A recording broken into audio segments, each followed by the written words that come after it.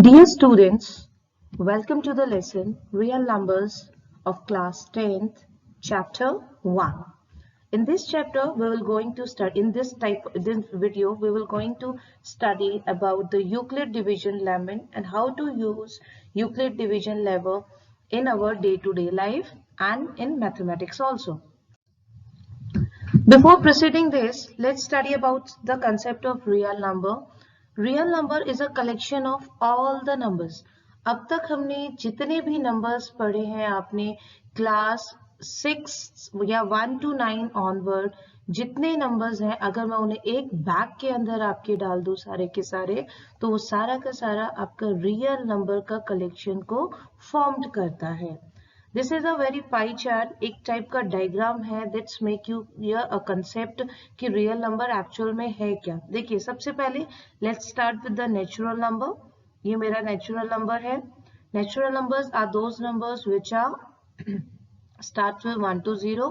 Then whole numbers आते हैं, उसके बाद इंटीजर्स आता है आपका, then comes your rational and in parallel to the rational we have some numbers which are irrational.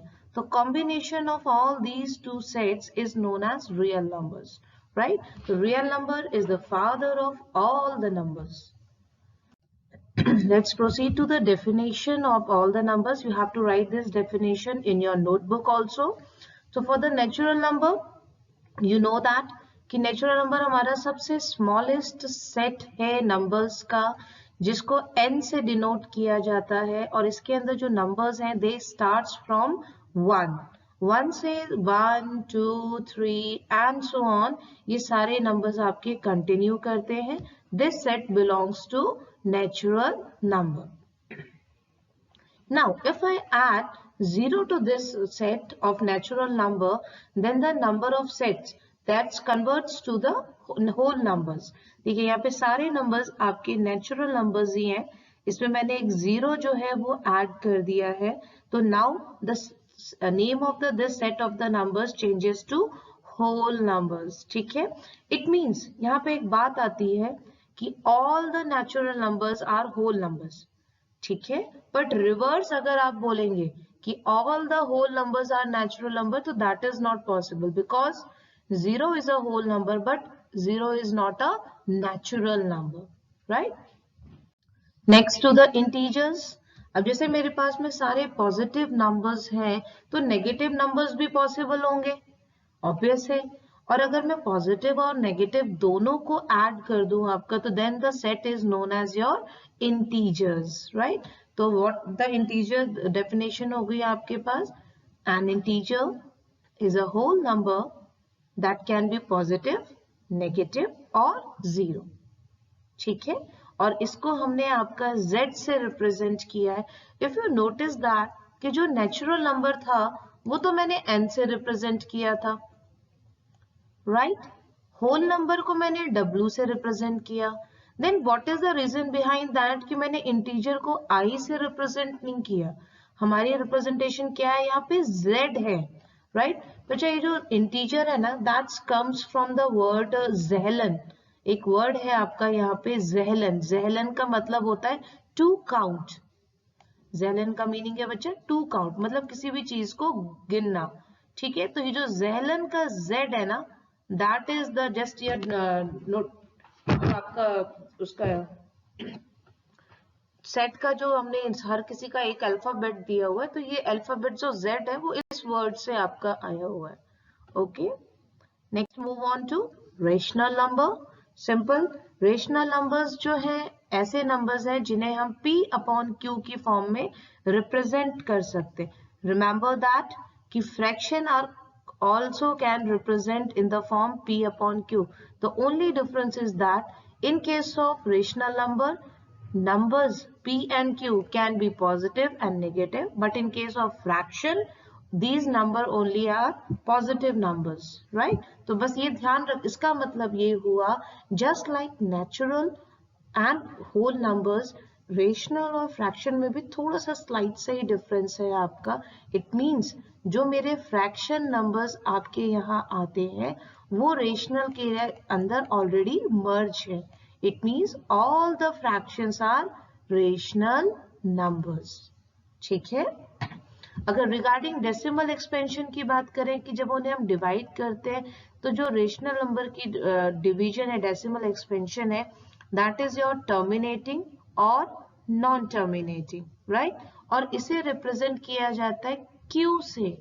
Again यहाँ पे देखिए, फिर हमने रेशनल का आर यूज नहीं किया है बच्चा. Rational comes from the word ना रेशियो. ये आपका रेशियो से यहाँ पे आया है, राइट. तो रेशियो जो होता है, मान लीजिए मुझे कोई नंबर यहाँ पे लिखा, फॉर एग्जाम्पल 8/4 मुझे डिवाइड करके निकालना है आंसर. तो मैं आंसर क्या निकालूंगी? 2 निकलेगा ना मेरे पास में. ओके, बट अगर I will write it as a long division method, तो व्हाट विल द 2 इज, ये होता है मेरे पास में क्वोशंट, राइट. क्वोशंट की स्पेलिंग क्या होती है? QUOTIENT, right, and the first letter is Q. That's why इसलिए रेशनल नंबर का जो सेट का नेमिंग है वो हमने Q से रिप्रेजेंट किया है. Okay.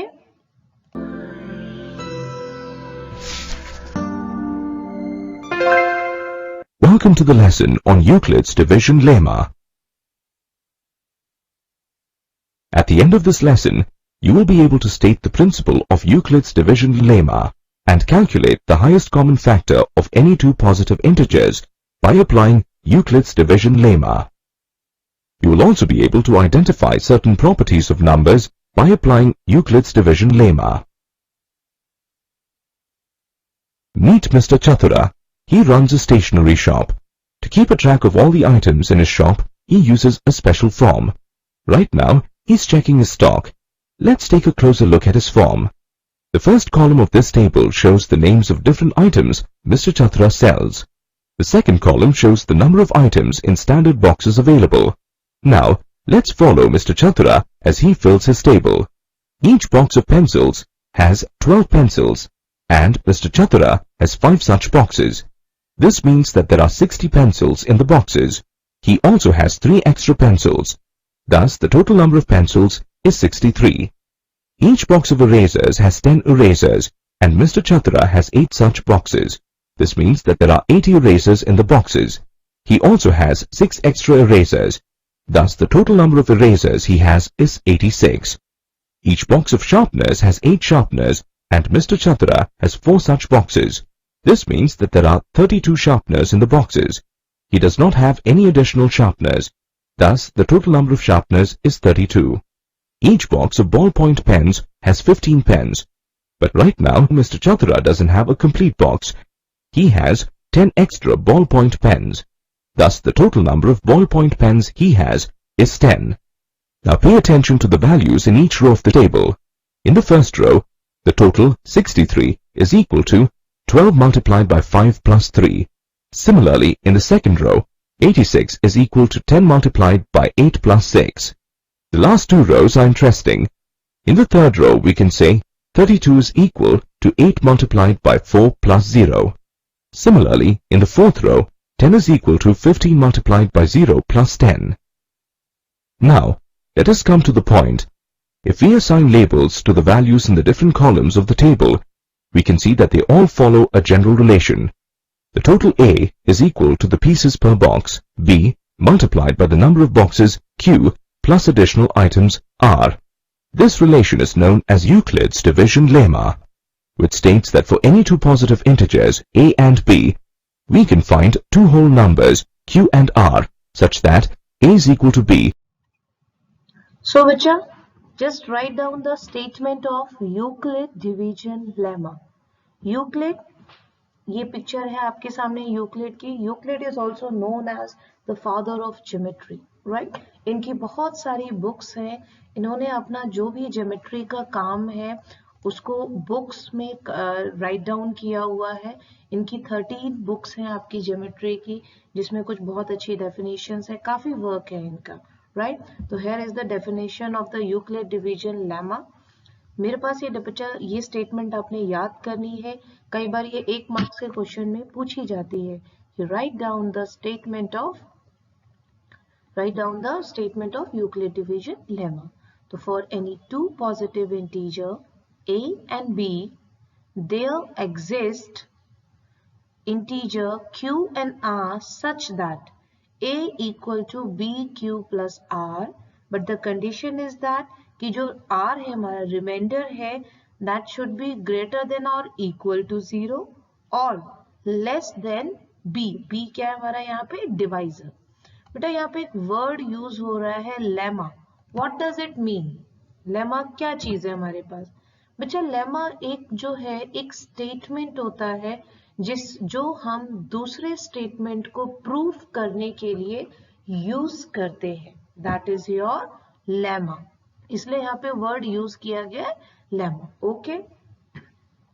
Next line we will study how to use that Euclid division algorithm. अब आप कहोगे मैम अभी तो आपने कहा यूक्लिड डिवीजन लेमा, अब आपने उसका नाम चेंज कर दिया है, अब आप इसको कह रहे हो यूक्लिड डिवीजन एल्गोरिथम. अब एल्गोरिथम क्या हुई मेरे पास में?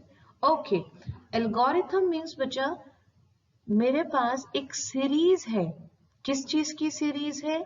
सारे स्टेप्स की सीरीज है जो मुझे एक प्रॉब्लम को सॉल्व करने का प्रोसीजर बताती है. राइट? लेमा उसने दे दी आपकी. अब ये उस लेमा को हम कैसे यूज कर रहे हैं? That is your division algorithm. अब कैसे यूज करेंगे? बच्चा देखिए अभी तक हमने क्या सीखा? हमें HCF फाइंड आउट करना है तो हम फैक्टराइजेशन मेथड यूज कर लेते हैं.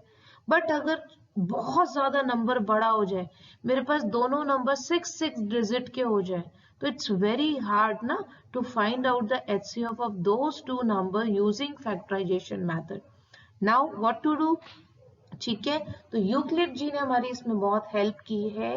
ही डिस्कवर मतलब उसने एक मेथड दिया है हमें यहाँ पे to find out the HCF by using this algorithm. इसके कुछ स्टेप्स हैं हमारे पास में. फॉर एग्जाम्पल मेरे पास कोई दो नंबर है C एंड D. पहला स्टेप तो ये है बच्चा, you have to find out which one is greater. जो ग्रेटर होगा वो मेरा डिविडेंड बन जाता है, जो स्मॉलर होता है वो मेरा डिवाइजर बन जाता है. राइट? तो और हमने सारी एक्सप्रेशंस को डिवाइड करते जाना है. और ये जो डिवीजन होता है ना, जैसे हम लिखते हैं यहाँ पे उसमें आपको उसको लिखते चले जाने. अगर आपका रिमाइंडर 0 आ गया तो जहां पे जो आपका डिवाइजर है वही HCF हो जाएगा. बट अगर 0 नहीं आया है तो आपको फिर से उसके ऊपर डिवीजन एल्गोरिथम अप्लाई करना है. और ये तब तक करते जाना है जब तक आपके पास में रिमाइंडर 0 नहीं आ जाता है. ठीक है? डिवीजन बहुत सारी होंगी, आप कैसे डिसाइड करेंगे कि विच इज योर HCF? बच्चा the last divisor is your required HCF. It's quite difficult कि हम इसे वर्ड्स में इसको बहुत एक्सप्लेन करके समझ के करें. तो लेट्स डू एन एग्जाम्पल जो आपकी एक्सरसाइज का है. ओके, हमारा पहला क्वेश्चन है बच्चा, use Euclid algorithm to find the HCF of 135 and 255. पहला स्टेप क्या था? पहला स्टेप मुझे ये आइडेंटिफाई करना है which one is greater. Of course 255 is greater than 135.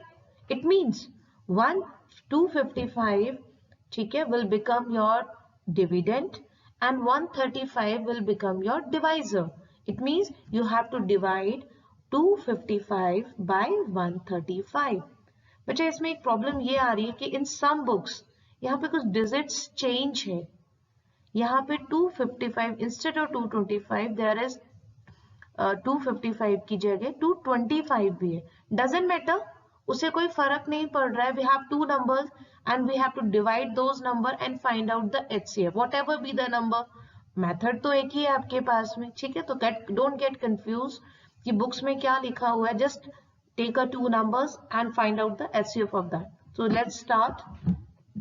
सबसे पहले बेटा जो नॉर्मल डिवीजन है वही है आपके पास में. When you divide this number, ये किससे जाएगा? 1 टाइम, तो यहाँ पे 135 आ जाएगा आपका. Okay, find out the reminder 120. ठीक है, तो अब ये देखिए बच्चा, इसको आपने लिखना कैसे? जैसे आप डिवीजन को लिखते थे ना, सिंपल ना डिवीजन जैसे आप लिखते हो वही डिवीजन यहाँ पर है बच्चा. ये रहा मेरा डिविडेंड, ये रहा मेरा डिविडेंड हो गया 255 यहाँ पर. उसके बाद डिवाइजर और कोशेंट को करना है मल्टीप्लाई.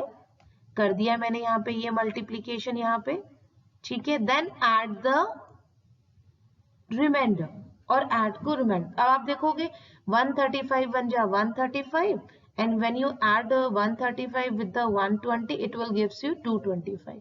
जैसे नॉर्मल डिवीजन लिखी जाती है सेम वही है आपका यहाँ पर, ठीक है। अब इसका अब बात ये आती है क्या रिमाइंडर आपके पास 0 आ गया? नहीं आया ना, it means you have to follow some step more, मतलब more steps are required to find out the HCF। यहाँ पे ध्यान दीजिए बच्चा, रिमाइंडर 0 नहीं आया है आपका, reminder does not equal to 0, it means हमारे कुछ स्टेप्स हैं।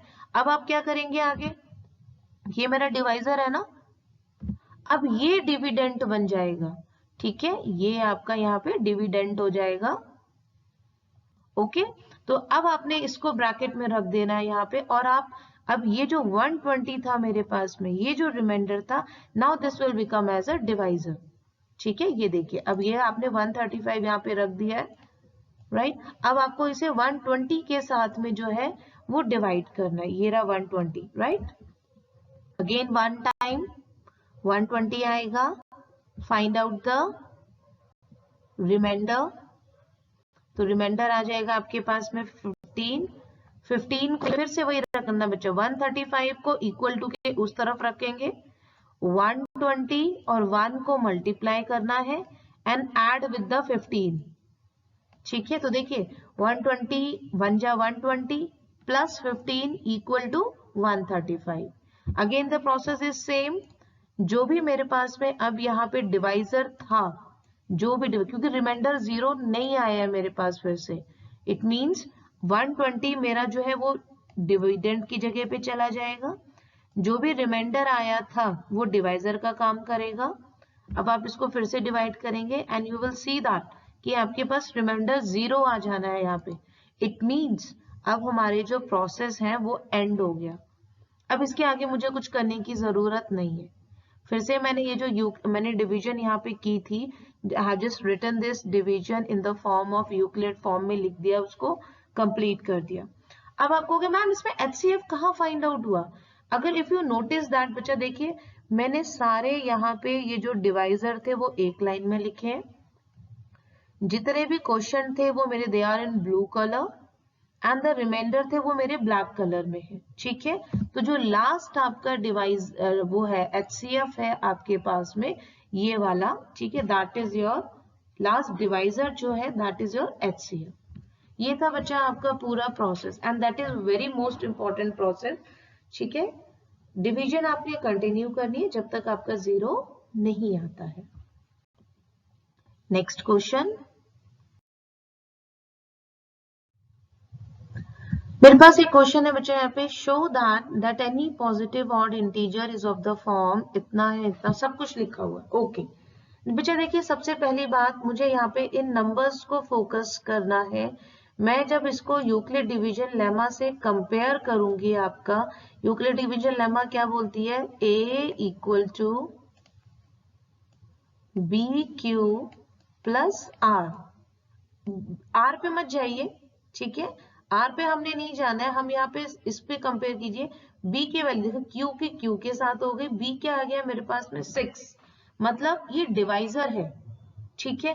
तो रिमाइंडर क्या होंगे, रिमाइंडर तो मेरे डिवाइजर से छोटे ही होंगे सारे के सारे, इट मींस 0 1 2 3 4 एंड 5, ये सारे मेरे पास रिमाइंडर आ गए, ठीक है।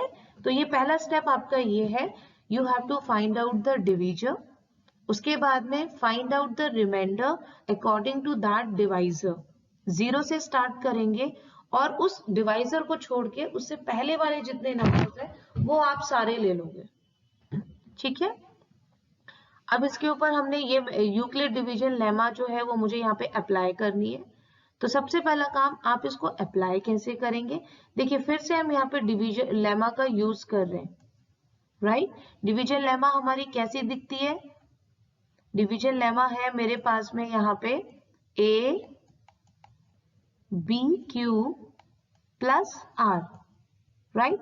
देखिए बच्चा A वही रहेगा, Q भी वही रहेगा, ये दोनों नंबर नहीं चेंज होंगे मेरे। B की जगह मैंने 6 पुट करना है और r की जगह इनमें से एक एक करके पुट करना है। जैसे इन फर्स्ट क्वेश्चन मैंने यहाँ पे r जो है वो 0 लिया है, तो मेरा नंबर क्या बन गया 6q और प्लस 0। तो प्लस 0 का तो कोई मतलब ही नहीं, मेरे पास में बचेगा 6q। अब आप बताइए क्या 6q 6 से जाएगा? यस ऑफ कोर्स जाएगा, इवन नंबर है आपका। या फिर आप ऐसे भी मान सकते हैं कि 6 यहाँ पे डिविजिबल है तो वो आपका डिवाइड हो जाएगा। अब उसके बाद आप बताइए नेक्स्ट नंबर क्या होगा मेरे पास में। ऑफ कोर्स सोचने की एक बार कोशिश करिए। नेक्स्ट नंबर मेरे पास आ जाएगा 6q प्लस 1। अब आप देखिए यहाँ पे प्लस 1 है ना, ठीक है। तो प्लस 1 का मतलब जैसे मान लीजिए मेरे पास में कोई नंबर है 6q इवन था 4, अगर मैं उसमें प्लस 1 करती हूँ तो मेरे पास क्या आ जाएगा 5। It means 5 is not divisible by 2। ठीक है, मुझे पता करना है बच्चा कौन से नंबर ऑड है और कौन से इवन है, तो बस मुझे इतना कंसेप्ट जो है वो यहाँ पे क्लैरिफाई करना है। नेक्स्ट आ जाएगा बच्चा मेरे पास 6q प्लस 2। अगेन बच्चा प्लस 2 है लास्ट में तो इवन नंबर बनेगा। इट मीन्स ये आपका नंबर जो है वो इवन हो गया। ऐसे ही 3 वाला जब आप करेंगे ये ऑड में चला जाएगा, ये 2 से डिविजिबल नहीं है तो ये ऑड की लिस्ट में चला गया। ठीक है, फिर आ जाएगा 6q प्लस 4 प्लस 2 4 आ रहा है, इट मीन्स इवन। 5 है, इसका मतलब ये वाला मेरा नंबर ऑड है। ठीक है, और ठीक है लास्ट, तो इसका मतलब ये हुआ कि आई हैव सम पॉसिबिलिटीज। उन पॉसिबिलिटीज में क्या क्या आ रहा है आपके पास में, कौन कौन से नंबर जो है वो मेरे ऑड आ रहे हैं। ये देखिए सबसे पहला एक तो ये वाला था, ये।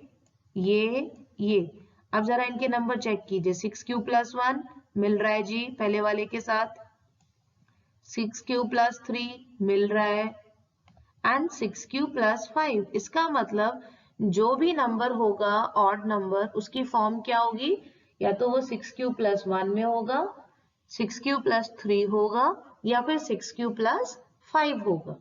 ठीक है, इसमें बच्चा ये जो क्वेश्चंस हैं आपके, इसमें नंबर्स बदल जाते हैं। आप देखिएगा आपके एग्जाम्पल्स में भी कुछ क्वेश्चंस दिए हुए हैं, बट आपने एक चीज ध्यान रखनी है, बी पकड़ना है अपना, उसके अकॉर्डिंग आर डिसाइड करने हैं, और आपने ये वाले ऐसे सारे नंबर बताने हैं, और फिर जो आपका आंसर आ रहा है आप उसके अकॉर्डिंग उसको आंसर कर देंगे। ठीक है, वैरायटी बदल जाएगी पर करना ऐसे ही है सारे क्वेश्चंस को।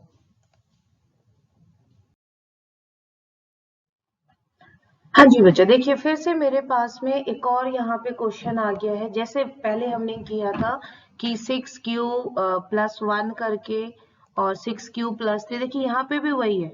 तो सबसे पहला काम क्या है, यू हैव टू आइडेंटिफाई कि मेरा b क्या है। यहाँ पे देखिए ये मेरी यूक्लिड डिवीजन लेमा है। अब आप जरा इसको इसके साथ कंपेयर करिए, राइट, और आइडेंटिफाई करने की कोशिश करिए कि मेरा b क्या हो सकता है। देखिए q जो है वो m के साथ मैच हो जाएगा, r 1 के साथ हो जाएगा, तो b क्या आना चाहिए 3।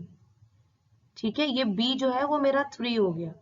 और ओके, तो अब इसे मैं जब फिर मेरे पास में यहाँ पे b की जगह मैंने 3 रिप्लेस कर दिया, तो ये मेरे पास इक्वेशन आ गई। लेकिन अब क्वेश्चन ये आता है इसके पॉसिबल रिमाइंडर्स क्या है, तभी तो मैं r की जगह वो वैल्यू पुट कर पाऊंगी, right.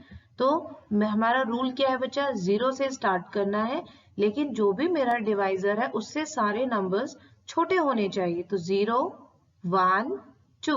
Now I am going to substitute all the possible reminder in this equation. अच्छा, उसके बाद क्या है बोल रहा है बच्चा, स्क्वायर फाइंड आउट करना है मुझे, और स्क्वायर फाइंड आउट करने के बाद देखना है कि वो मेरे पास दो पॉसिबल कंडीशंस हैं यहाँ पे, 3m और 3m प्लस 1। मुझे इसमें से आपको उसमें फिट करना है। ठीक है, लेट्स स्टार्ट।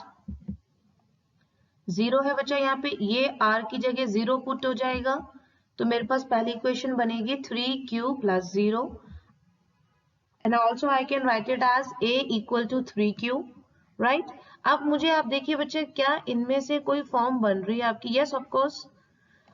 अगर मैं q को m के साथ में रिप्लेस कर दूं तो मेरा काम बन जाएगा। सॉरी, पहले मुझे स्क्वायर करना है, राइट। स्क्वायर किया यहाँ पे तो बच्चा 3 का स्क्वायर हो जाएगा 9, q का हो जाएगा q स्क्वायर। अब अगर मैं इसको ऐसे ब्रेकअप करके लिखूं, आई डोंट थिंक सो कि it will change my equation. देखिए 3 3 जा 9 एंड क्यू स्क्वायर। मैंने ऐसा क्यों किया बच्चा? क्योंकि मेरे पास 3 है सब जगह। अच्छा, अब मैं इसका क्या करूंगी?